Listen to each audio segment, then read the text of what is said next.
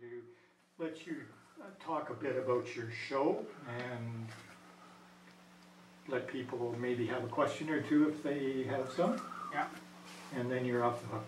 Okay. Okay? Questions? Yes, sir. Base? I don't. Okay. Take it away. Basically, I started with not wanting to do anything that had to do anything with COVID. I didn't want to do the typical I had seen by painters and other photographers and artists.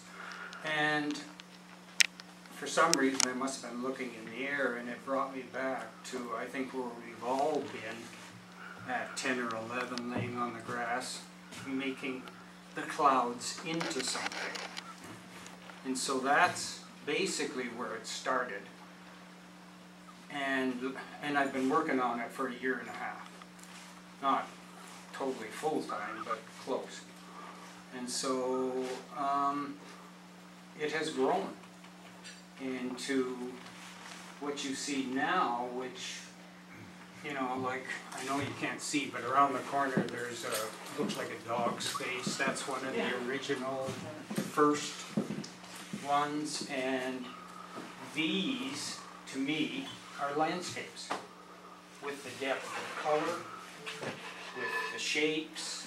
It's you know, I've just followed myself, you know, tried to keep open and follow, you know, and I don't even think I finished, you know, but and then thanks to a dear friend, Ken, who I got into a little bit of showing a bit of the ground as well, and my 4 friends there, you know, that kind of thing, just to kind of break it up a little bit so it's not just, you know.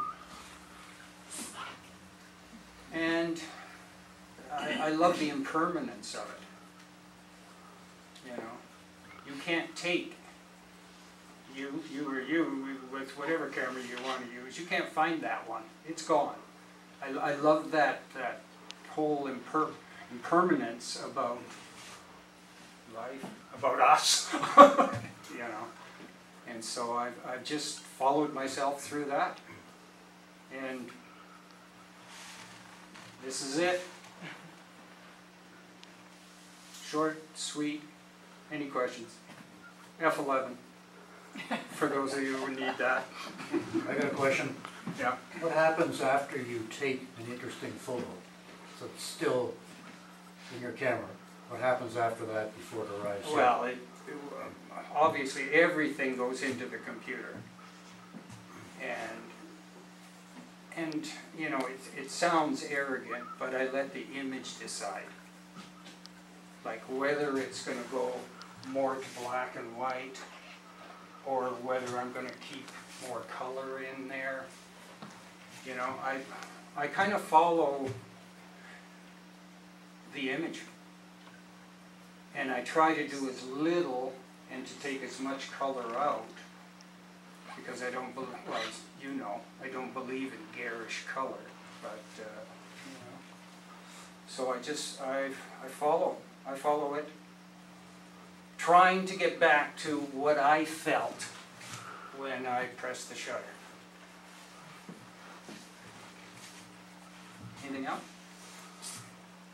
I don't have a question, but I really liked how you articulated about how, as children, we would look up in the sky. Because I think every single person here I still do that, though. Yeah, Yeah. but I as mean, a we did it child, the last first night. time that you did Yeah. it, and you laid in the grass the we very did it first last time, night. Yeah, is an absolute Yeah. magical feeling. Yeah. And Yeah. I think that's why I was really drawn to your exhibit tonight, was because it really truly is magical. Today I was on my dock and I was taking some pictures.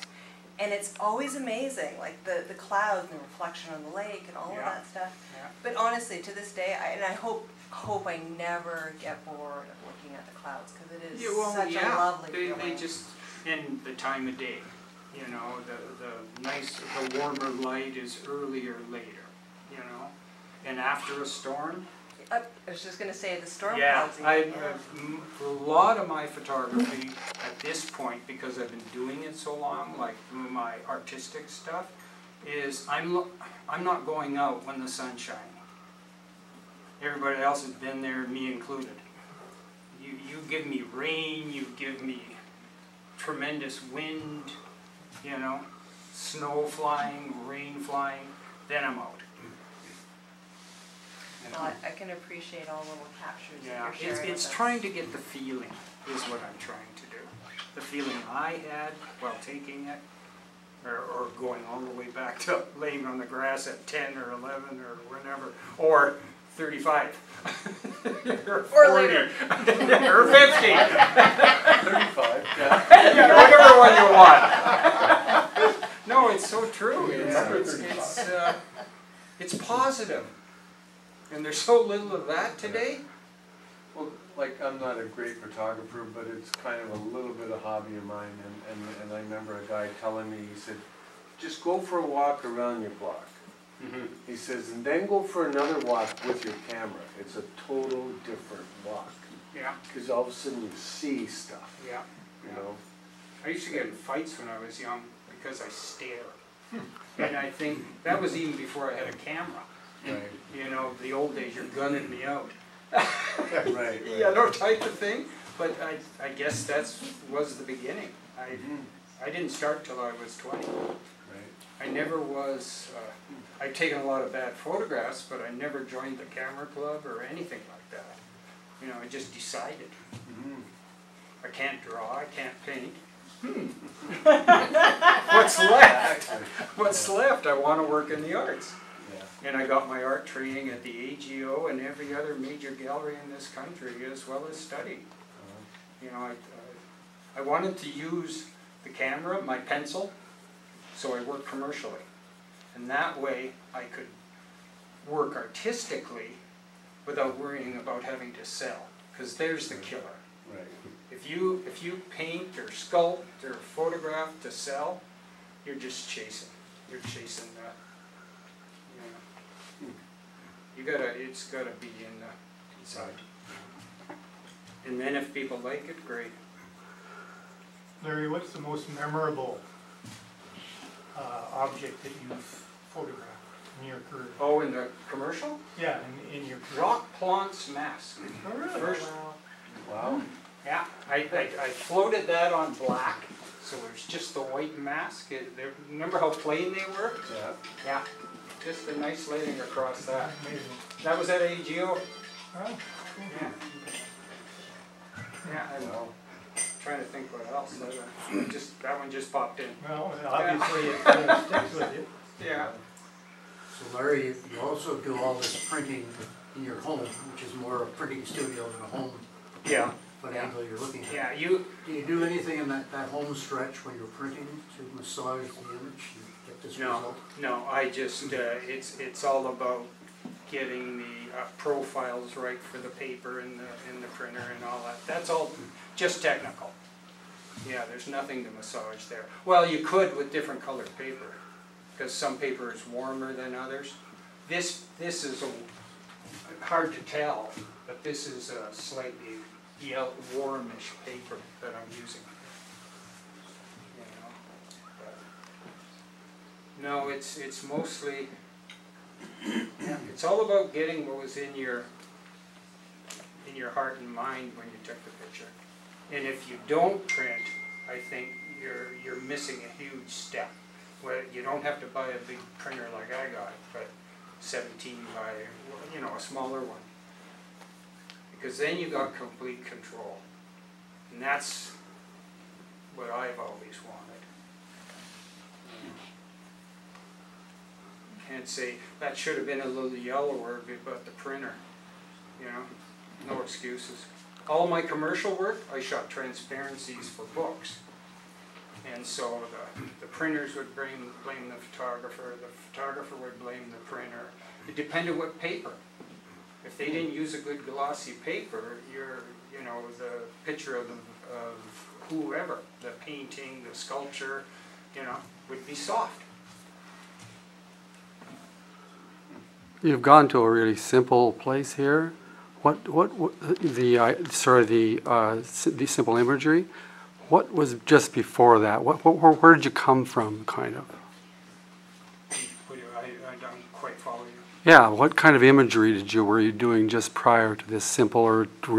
I was doing more of the impermanence of man. I shoot a lot of bits and pieces of old buildings, stuff like that, where it's starting to fall apart and nature's coming back. You know, that's the majority of my quote landscape work, and then bits and pieces too. Yeah, as well as as I was telling you, the workers in Bancroft, the small industry in the woods. I've been photographing those. At this age, I want to start giving back a little bit and supporting, you know, the smaller workers, you know, working on their own. I neglected when I was getting ready to introduce you that you had a previous show here in 2018. That was exactly a joint what show we were with talking. Harold Eastman. Yeah, and that was on the Yes. guy who owns 2 skidders and worked somewhere else, and then he cut pulp, you know, or wood, you know. Where they fix it themselves, the stuff is ancient, you know, and just the whole hard-working life of a lot of the people up here.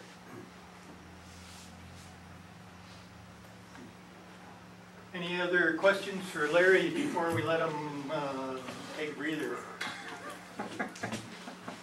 All right, Larry, thanks so much. Thank you. Well done. Good, thank you.